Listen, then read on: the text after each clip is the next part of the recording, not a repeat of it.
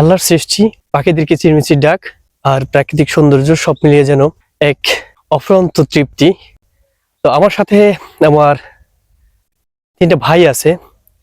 তো সব মিলে আমরা সময়টা একটু উপভোগ করার চেষ্টা করতেছি। আমাদের ভ্রমণটা খুব আনন্দদায়ক হয়েছে, যেহেতু আমরা কুয়াকাটার উদ্দেশ্যে রওনা দিয়েছিলাম এবং কুয়াকাটায় রাত্রি যাপন করেছি, সেখানে থেকেছি, সেখানে ভালো একটা সময় কাটিয়েছি। নিবিড় জঙ্গল, এই জঙ্গলের ভিতরে আমরা আছি। তো এখানের বিষয়টা হচ্ছে একাকিত্বে প্রবেশ করা বিপজ্জনক, বিশেষ করে আমরা যারা সচরাচর এই বনের সাথে সম্পৃক্ত না। আপনারা যে এই জঙ্গলে আসছেন কিরকম লাগতেছে ক্যামেরাম্যান স্যার?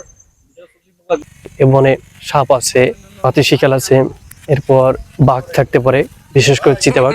তো সেক্ষেত্রে একটু সাবধানতা অবলম্বন করতে হবে, এটাই স্বাভাবিক। এখানে যারা বসবাস করে তাদের বিষয়টা সম্পূর্ণ আলাদা। তারা এই পরিবেশের সাথে সম্পৃক্ত আছে জন্ম থেকেই। সুতরাং কিভাবে চলতে হবে, কখন কোন পরিস্থিতিতে কি সিদ্ধান্ত নিতে হবে, সেটা তাদের জন্য বেশ সহজলভ্য একটা বিষয়। কিন্তু আমাদের ক্ষেত্রটা সম্পূর্ণ ভিন্ন। এতে প্রচুর কাঁটা, এই কাঁটার গাছ ভেদ করে চলতে একটু কষ্ট হয়।